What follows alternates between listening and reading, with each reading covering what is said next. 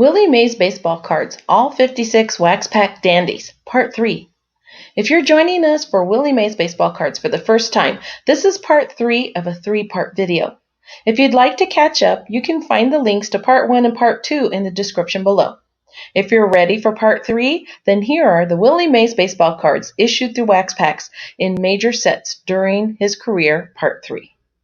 Note: card values listed below gleaned from PSA auction price realized tool using the most commonly graded condition for the set in question. 1965 Topps NL Home Run Leaders: Willie Mays, Billy Williams, Johnny Callison, Orlando Cepeda, Jim Hart, number 4. Only 3 future Hall of Famers on this Home Run Leaders card, but that still translates to a .600 batting average for Topps. And with Mays in the leadoff spot, it's a card for the ages that has stood the test of time. PSA 8 value, $125 to $175. 1965 Topps NL RBI Leaders: Ken Boyer, Ron Santo, Willie Mays, number 6. Mays barely made the cut for this card, beating out Joe Torre by 2 RBI to claim the 3rd place slot in the NL in 1964. But a Mays card that Mays barely made it onto is still a Mays card, and it features one other Hall of Famer, Santo, and top dog Boyer, who may yet get the call to Cooperstown. PSA 8 value, $60 to $120. 1966 Topps Willie Mays, number 1. This is another super recognizable Mays card, one that's been used as eye candy to accompany countless articles and advertisements over the decades since it was issued. The 1966 set features a clean, subdued design that allows plenty of room for Mays' personality to shine through, and Say Hey delivers with a big smile under a perfect cloudless day. PSA 8 value, $2,000 to $2,500. 1966 Topps NL Batting Leaders: Bob Clemente, Hank Aaron, Willie Mays, number 215. Here we get the first glimpse of Mays on a card celebrating batting average. And though he lost out on the 1965 crown to both Aaron and Roberto Clemente, Willie's 317 was nothing to sneeze at. The issue of whether Mays himself is sneezing in the shot is another question altogether. PSA 8 value, $900 to $1,400. 1966 Topps NL Home Run Leaders: Willie Mays, Willie McCovey, Billy Williams, number 217. Those 52 dingers in 1965 guaranteed that Mays would grace the top slot of yet another Home Run Leaders card, and strong showings by Willie McCovey and Billy Williams ensured another Hall of Fame sweep. If you were ever annoyed by pulling a Leaders card from a live pack back in the day, whenever your day was, take a good long look at these mid-1960 versions now and then, and your opinion might change just a bit. PSA 8 value, $140 to $170. 1966 Topps NL RBI Leaders: Darren Johnson, Frank Robinson, Willie Mays, number 219. Okay. Sometimes the Leaders card did produce a bit of a thud, but how can you fault Topps here? Not even the old gum company could have predicted that Darren Johnson would bust out 130 ribbies in 1965. Luckily for F. Robbie and Mays, they held to serve the back end of this card, Hall of Fame-wise. PSA 8 value, $90 to $110. 1967 Topps Willie Mays, number 200. Another clean design with a focus on big, clear photos. 1967 Topps has long been a favorite among collectors. And Topps used that crisp design to good effect to deliver a full-on shot of Mays' smile and a face showing the lines of having played in the big leagues for 15 years and at life for 35. Overall, it's a great card with solid eye appeal. PSA 8 value, $750 to $900. 1967 Topps Checklist Willie Mays, number 191. Remember how disappointing it was to pull a checklist from a pack of baseball cards? For me, in the 1980s, that meant a 1/15th of my pack was wasted. It was even worse in 1967 when you got just 5 chances per pack. So it was a stroke of genius when Topps decided to include little headshots of various stars to lead off their checklist cards that year. And who do we find perched atop card number 191? Yep, you've been paying attention here, so you know it's Willie Mays. And all of a sudden, there was a checklist card that actually made their packs better. PSA 8 value, $25 to $50. 1967 Topps NL home run leaders: Hank Aaron, Richie Allen, Willie Mays, number 244. After Hank Aaron took the 1966 NL home run crown with 44 bombs, he stood a full 100 dingers behind Mays, who finished third that summer with 37. Who could have predicted then that would be Mays' last 30-homer season, or that Hank would smash the gas over the next decade or so? All collectors knew for sure back then was that they got both sluggers on one card, with Richie Allen thrown in the middle to spice things up. PSA 8 value, $150 to $200. 1967 Topps Fence Busters: Willie Mays and Willie McCovey, number 443. The Giants traded Cepeda to St. Louis for Ray Sadecki in May of 1966, so there would be no reprisal of the old Giant Gunners card anytime soon. But that didn't mean Mays was left all by his lonesome in the Bay. No way. Not when Stretch McCovey was stationed at first base, ready to bust some fences with his more seasoned legend of a teammate. And thus, Fence Busters was born.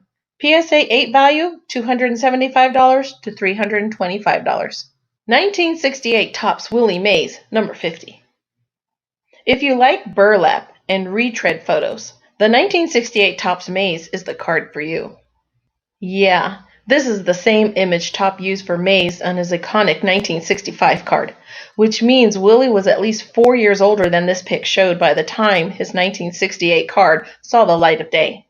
Not the most inspiring of Mays cards, but still a Mays card, so there's that. PSA 8 value, $750 to $900. 1968 Topps Superstars: Harmon Killebrew, Willie Mays, Mickey Mantle, number 490. Understatement or stating the obvious? The 1968 Topps Superstars card was a little of both. Harmon Killebrew, Willie Mays, and Mickey Mantle were three of the biggest boppers in the game, all headed to the Hall of Fame, so something more along the lines of Baseball Olympus might have fit the bill. Either way, Mays lights up the scene with his big smile, standing between his American League counterparts. PSA 8 value, $500 to $600. 1969 Topps Willie Mays, number 190. This one may be a little bit less obvious than the 1968 Topps card, but the 69 also features a repeat photo. Go back a few entries. Take the 1966 Topps card, blow up the image, and then crop it tight, and you get the 1969 Topps Willie Mays. At least they dropped the burlap. PSA 8 value, $800 to $900. 1970 Topps Willie Mays, number 600. If gray can be bold, then Topps went full-on bold with their 1970 design. No one had ever seen a big full card set that featured gray borders, and this one is predictably polarizing. Still is. But regardless of how you feel about the card edges, you have to admit that the clean design works well with a big image of Mays posed with his weapon of choice. This is also a rare late series appearance for Mays, who generally landed up front in the Topps issues. PSA 8 value, $400 to $600. 1971 Topps Willie Mays, number 600.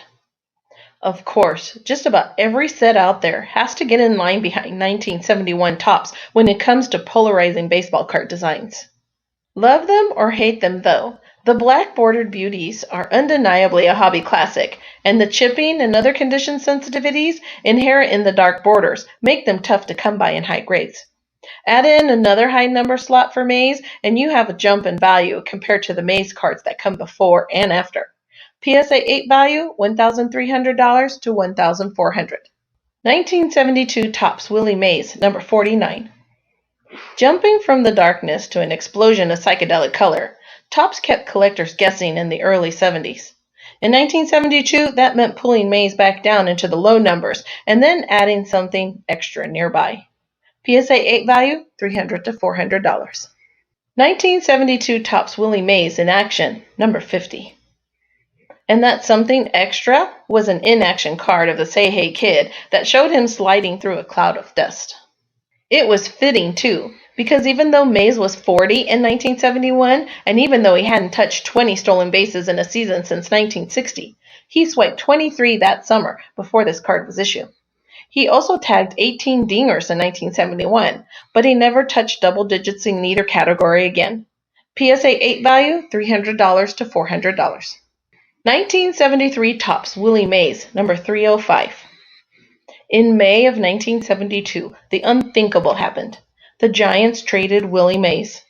You might as well have said that the Vatican had traded the Pope. The only nugget that made this deal even halfway palatable was that Mays was headed to the New York Mets, who toiled in Shea Stadium, not too far from the old Polo Grounds, Mays' original Major League Baseball stomping grounds. The next year, Topps gave us this almost final look at Mays in his New York uniform, and it's a classic in its own right. PSA 8 value, $300 to $400. 1973 Topps all-time home run leaders: Babe Ruth, Hank Aaron, Willie Mays. Number 1.